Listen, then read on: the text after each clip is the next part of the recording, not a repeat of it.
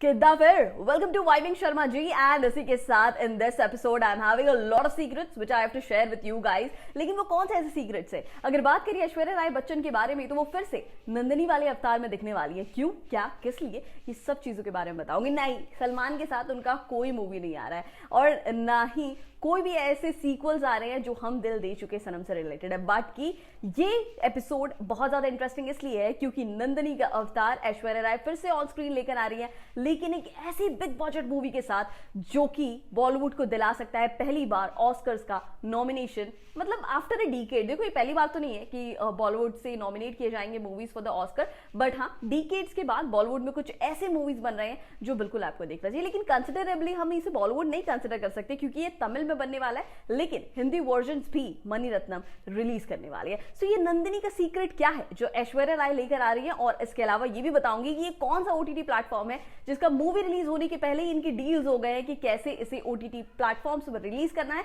और कितना रुपए का राइट्स मणि रत्नम ने इस ओटीटी प्लेटफॉर्म को बेचा है। सब कुछ बताऊंगी, सब डिटेल्स बताऊंगी। सो बने रहिए इस वीडियो में। I will be back, let's get started.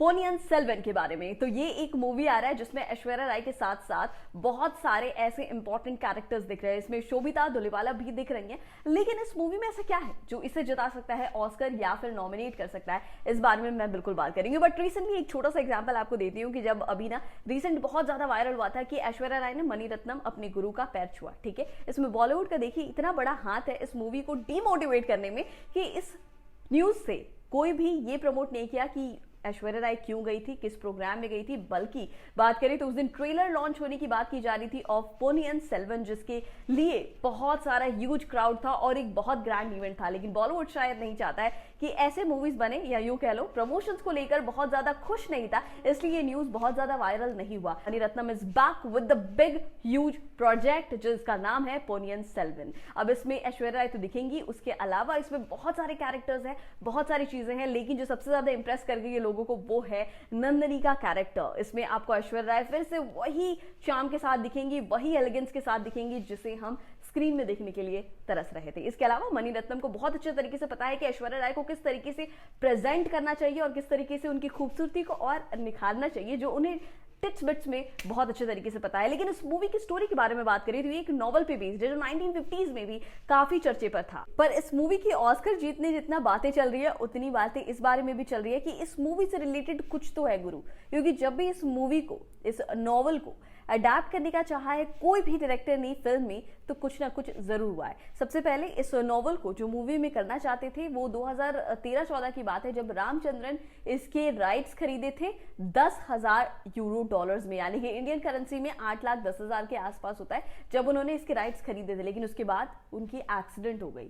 6 महीने बाद जब वो ठीक हुए और मूवी बनाना चाहे तो वो कंटिन्यू नहीं कर पाए। इसके बाद 2015 की बात है जब सौंदर्य रजनीकांत एंड इरोस इंटरनेशनल ने मिलकर सोचा कि इस नॉवल का अडैप्टेशन मूवी में बनाते हैं, लेकिन फिर वो भी कंटिन्यू नहीं कर पाए। इसके अलावा तमिल में एक स्टूडियो ने सोचा कि 15 डीवीडी इसके बनाए और इन्हें कार्टून एनिमेशंस के तहत सोचा कि रिलीज करे, तो उसके बाद वो स्टूडियो जल गया।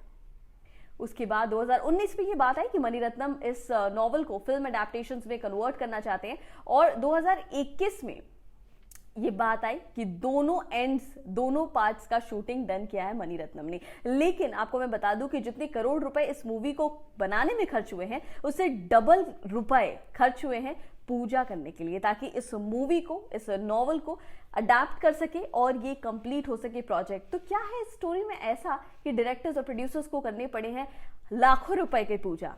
इस मूवी में ऐश्वर्या राय के बाद त्रिशा कृष्णन है, विक्रम है, शोभिता धुलीवाला है एंड बहुत सारे ऐसे लोग हैं जो इस मूवी को बनाने वाले हैं मिलकर हिट। ये मूवी के बारे में बात करें तो ये एक्चुअली नॉवेल्स ना 1950s में रिलीज हुआ था और तब से लोग बहुत एडिक्टेड है इस नॉवल के पीछे। जब भी वो पढ़ते हैं उतने ही इंटरेस्ट से पढ़ते हैं, कोई उबता नहीं है, और उसके अलावा सबको the same tangent intensity of interest अभी तक बना हुआ है। तो मणिरत्नम ने ये बहुत अच्छे तरीके से सोचा है कि इसे मूवी में कन्वर्ट किया जाए। अब अगर इसकी स्टोरी के बारे में बात करें तो ये 1950 टू 54 के बीच का दिखाता है। 10th सेंचुरी का स्टोरी है ये, जहां पर चोला डायनेस्टी काफी एक्टिव थे। उसके अलावा इसमें कुछ हिस्टोरिकल इवेंट्स दिखाए गए हैं, मैथोलॉजिकल इवेंट्स भी इसमें ऐड किए गए हैं, जो कि इस मूवी को बनाता है बहुत ज्यादा बेहतरीन। क्यों लोग कह रहे हैं कि ऑस्कर मिल सकता है या फिर नॉमिनेट किए जा सकते हैं, क्योंकि ऑस्कर मिलना एक बहुत अलग बात है, लेकिन नॉमिनेशंस तक पहुंच जाना वो उससे भी अच्छी बात है। जिसको लेकर इस मूवी को ऑस्कर तक पहुंचाने का जो रीजन है वो ये है कि इसके सारे सीन्स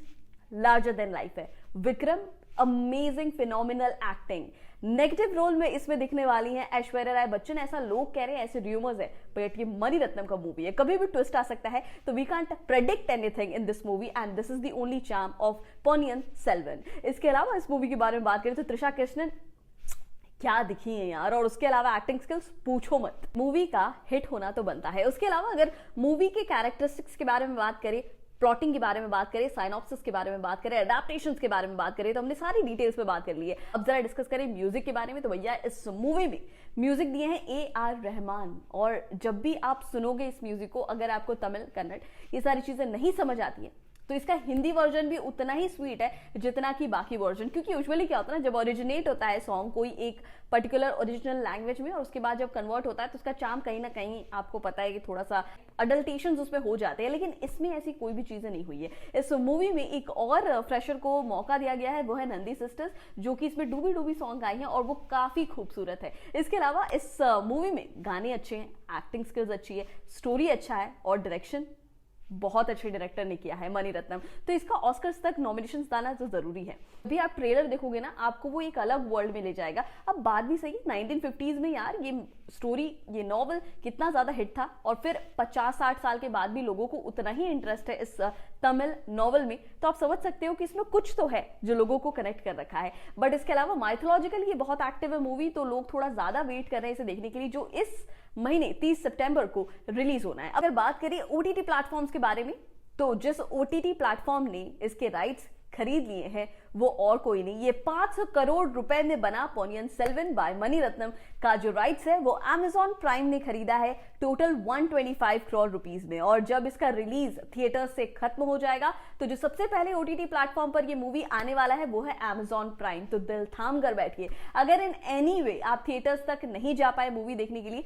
तो आपको Amazon प्राइम में बिल्कुल देखने मिलेगा, क्योंकि Amazon प्राइम ने 125 रुपीस में इस मूवी का राइट्स को खरीदा है। तो बिल्कुल विल वेट फॉर इट कि आखिर ये मूवी किस तरीके से होने वाला है। बट होपफुली अगर आपका थिएटर्स जाने का मन है तो हो सकता है कि आपको कोई अच्छी मूवी बहुत दिनों के बाद देखने को मिले। और वैसे भी मणिरत्नम लास्ट जब डायरेक्ट किए थे तो वो है ओके कनमनी, जिसका कॉपीड वर्जन बॉलीवुड में बना था ओके जानू, है ना। उसके बाद फिर वो बहुत कम ऐसे प्रोजेक्ट्स में दिखे हैं, लेकिन अब जब वो आ रहे हैं पोनियन सेल्वन लेकर तो बिल्कुल हमें देखना बनता है। तो चलिए इसी के साथ कोशिश करिए कि मूवी को देखिए, क्या पता अगर नॉमिनेशंस तक ऑस्कर में पहुंच जाता है तो उसमें आपका भी एक बहुत बड़ा योगदान होगा। चलिए इसी के साथ I will be back with the next video and something very important with the good content, क्योंकि जैसे हम डिस्कस करते हैं कि गुड कंटेंट को हाइप देना ये हमारा जन्मसिद्ध अधिकार है। It's so important that you should definitely know about it. मिलूंगे आपसे नेक्स्ट वीडियो पे, until then take care and सही से रहो। और क्या, बाय।